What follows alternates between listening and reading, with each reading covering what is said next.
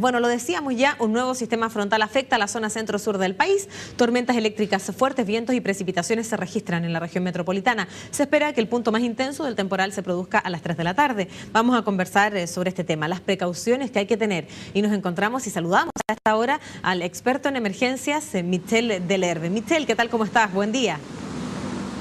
Hola, buen día, Macarena. Bueno, en primer lugar, te quisiera preguntar por la construcción de la ciudad. Pareciera que comienza la lluvia y en cosa de horas, al menos la región metropolitana y otras ciudades de la zona central de nuestro país, no están preparados para soportar poca caída de agua. ¿Cómo se enfrenta a eso?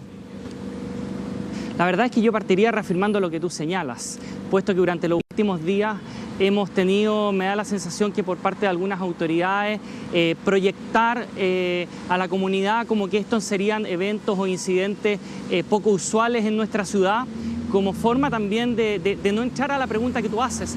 ¿Está nuestra ciudad realmente preparada? ¿Ha ido creciendo nuestra ciudad en la medida en que también debe hacerlo, por ejemplo, sistema de colectores de agua lluvia y tanta construcción que hoy día vemos? ¿Está eso en una ciudad que debe ser diseñada sistemáticamente desde un punto de vista sistémico? Me parece que no. La verdad es que yo te podría señalar, hoy día ha sido una lluvia bastante menor y eso es objetivo. Sin embargo, desde la lluvia que tuvimos hace un par de días, para muchos quedó la percepción de que era una lluvia muy intensa y casi la lluvia del año. Sin embargo, es un evento que es relativamente habitual. Que lluevan 30, 35 milímetros es algo que no es menos habitual en una ciudad como Santiago y que probablemente deberíamos esperar situaciones como esta, no solamente 1 o 2 o 3 veces cada año o cada año y medio, pero claramente la ciudad está teniendo inconvenientes en lo que, por ejemplo, respecta a algunas vías que se inundan más de lo necesario frente a lluvias pequeñas y, segundo lugar, también lo que tiene que ver con la movilización y el movimiento de personas dentro de una ciudad tan grande como Santiago. Claro, esa es la pregunta que yo te quiero hacer, porque ¿quién tiene la responsabilidad de esto? Los ingenieros que diseñan, ¿cierto?, la ciudad, que piensan la ciudad, no consideran algo, porque tú lo decías, pareciera que lo consideran como hechos aislados, pero lo cierto es que en invierno en la región metropolitana es usual, y al menos lo esperable, es que caigan importantes milímetros de agua. Te doy datos: Gran Avenida, Goicolea con Lo Espejo, sección de Lovalle con Clotario Bleste, en Espejo, la Ruta 5, son algunos de los lugares que a esta hora, con la lluvia que ha caído, ya se encuentran completamente anegados. Uno, como un dato absolutamente duro, que caigan 30 y algo milímetros como fue el otro día en una ciudad como Santiago es algo esperable. Es una lluvia intensa, pero que no debería llegar al colapso que vimos, que incluso implicó en un momento dado la decisión de cortar lo que era el funcionamiento de los colegios, con el impacto que eso significa incluso para muchas familias. Sin embargo, aquí tenemos dos ámbitos de acción. Una que tiene que ver con el mediano y largo plazo, que estamos claramente al debe y que implica definir cuál es la ciudad que queremos, cuál es la ciudad que queremos construir, y eso, vuelvo un poco a lo que tú señalas, el ámbito de la ingeniería, pero desde el punto de vista de gobierno, por ejemplo, preguntarse si en realidad una ciudad como la nuestra basta con que tengamos una gran cantidad de alcaldes y de ahí saltemos a una autoridad regional que además depende del nivel central y no exista una mirada más bien de coordinación a nivel local. Me refiero específicamente a si no requeriremos mejor un alcalde mayor para una ciudad de Santiago o una estructura de gobierno de ciudad diferente a la que tenemos, de manera tal de que pueda haber este tipo de elementos que requieren, entre otras cosas, coordinación muy importante con los municipios. Y en otro, eso es de mediano y largo plazo, en la construcción de la ciudad.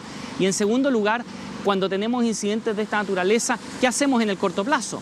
Y probablemente ahí lo que tenemos que hacer es rápidamente volver a ver nuestro sistema de emergencia, que no puede seguir funcionando de manera centralizada y requiere el fortalecimiento de los municipios. No nos olvidemos que cuando se limpian las hojas, cuando se hacen labores de mitigación y preparación previo a este tipo de incidentes, en el corto plazo están directamente involucrados los municipios. Pero si esos municipios no cuentan ni con facultades, ni con flexibilidad administrativa, ni tampoco recursos que puedan destinar de manera importante a esas labores de prevención y de mitigación, claramente tenemos inconvenientes. Por lo tanto, quizás yo lo enfocaría en dos ámbitos. Uno, el mediano y largo plazo, y que tiene que ver con las políticas y diseño ciudad. Y en segundo lugar, no olvidarnos que las emergencias igual van a ocurrir y que por lo tanto requerimos municipios preparados y debidamente empoderados.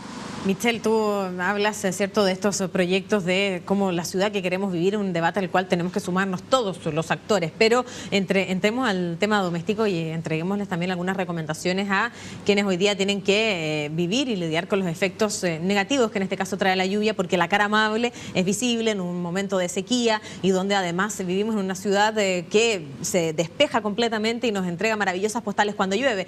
Quedémonos con la cara menos amable y entreguemos de inmediato cuáles son las recomendaciones para hacer frente a este nuevo sistema frontal y además a los sucesivos que puedan venir a lo largo del invierno. Bueno, lo primero es que hemos hablado del gobierno de la ciudad, hemos hablado del gobierno local, pero hay un tercer actor que es fundamental y que tiene que ver con que la comunidad se involucre. Por ejemplo, muy simple, hoy día ¿cómo podría haberse involucrado y cómo podría involucrarse durante la tarde la comunidad?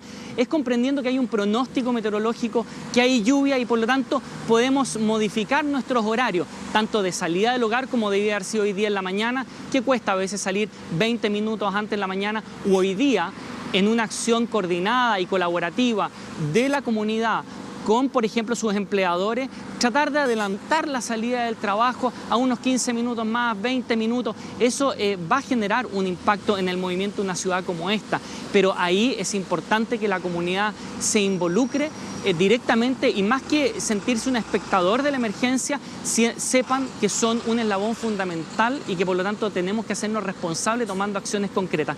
Lo primero es, por ejemplo, que frente a los pronósticos meteorológicos que va a ser hoy día, fue el lunes pasado o va a ser próximamente, modifiquemos nuestros horarios a partir, por ejemplo, del pronóstico meteorológico, en este sentido, adelantando o en algún momento incluso retrasando nuestras salidas para romper un poquito la rutina que tiene la ciudad y que hace que bajo estas condiciones, obviamente, entremos en una situación bastante crítica.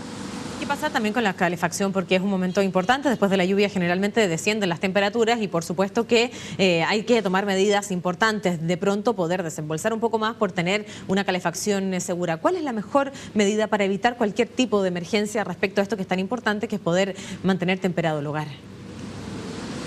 Bueno, lo primero es comprender que la emergencia no comienza cuando empieza a llover ni termina cuando terminan las precipitaciones. La emergencia comienza antes con nuestras acciones de preparación, sabiendo, por ejemplo, el pronóstico meteorológico, y sabemos que en esta época del año termina probablemente cuando la curva epidemiológica desde el punto de vista de las enfermedades respiratorias decrezca.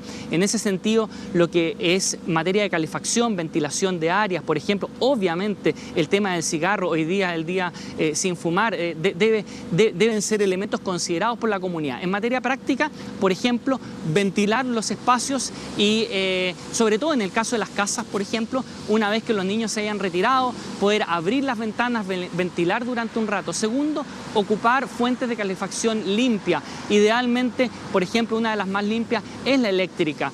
En ese sentido, mantener los espacios temperados, evitando los cambios bruscos de temperatura. Por lo tanto, temperado significa a una temperatura cómoda, probablemente levemente superior a los 20 grados, pero que no signifique tampoco calefaccionar en exceso lo que es el interior del hogar. Hay otro elemento muy importante, precaución cuando trabajamos con materiales inflamables. Hoy día estamos lamentando a dos personas, a dos jóvenes que han terminado con parte importante de su cuerpo quemado al manipular un elemento combustible y bueno, en este caso aparentemente los indicios señalan que habría habido un problema con el calefactor a parafina, pero cada vez que manejamos un elemento inflamable, cada vez que manejamos incluso gas o por ejemplo calefacción a gas, debemos tomar las precauciones del caso en materia de ventilación y también de la manipulación. Cada vez que vayamos a hacer el trasvasije, por ejemplo, de parafina a un calefactor, entre otras cosas, tomemos la precaución, uno, del lugar donde lo vamos a hacer, segundo, que ese lugar sea un lugar abierto y ventilado y obviamente que no haya ninguna fuente que sea capaz de encender la parafina cercano al lugar donde estamos realizando la operación. Bien, pues Michelle, nos quedamos entonces con esas recomendaciones. Lo cierto también, tú lo decías, es que cada uno de nosotros también somos un actor importante de esta emergencia y con pequeñas medidas como poder adelantarnos a lo que va a ocurrir, podemos por supuesto colaborar al que no colapse tanto, ¿cierto? Al menos esta ciudad. Gracias Michelle por este contacto con CNN Chile, que tengas un muy buen día. Muchas gracias a ustedes, muy buenos días.